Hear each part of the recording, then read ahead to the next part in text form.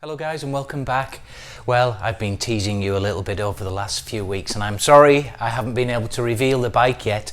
I've been working on a few other projects as you've probably seen. So anyway, today I'd like to introduce you to the new project bike. It's certainly a project and without any further ado, here it is.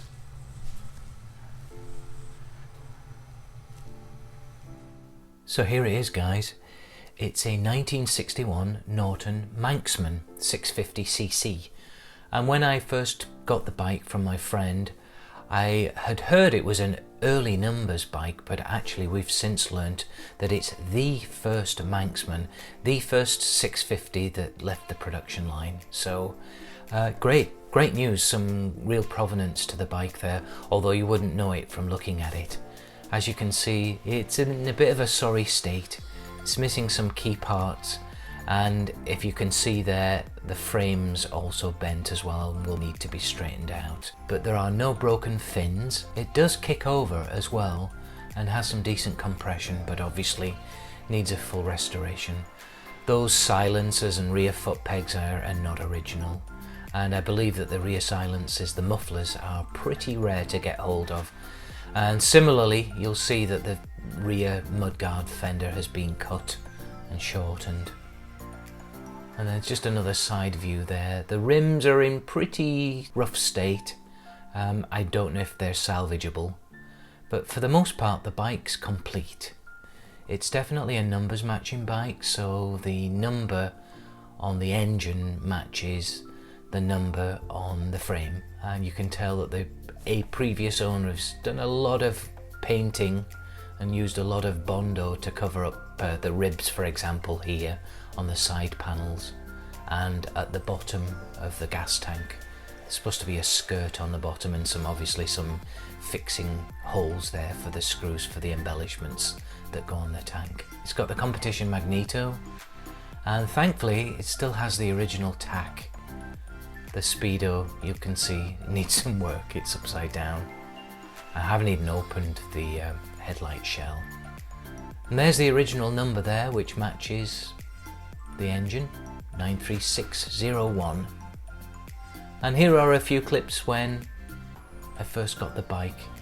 It came as part of a pair with my friend's ES2, and I will do another video on that bike. Roll them up on there.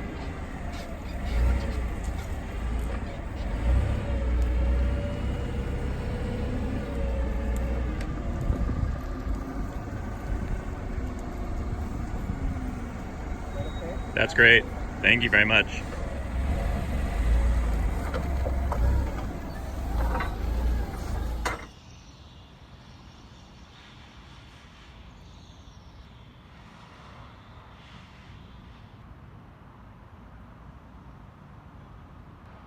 Ronnie, you seem a little happier with yours.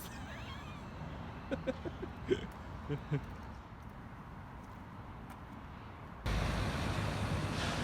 looks very nice.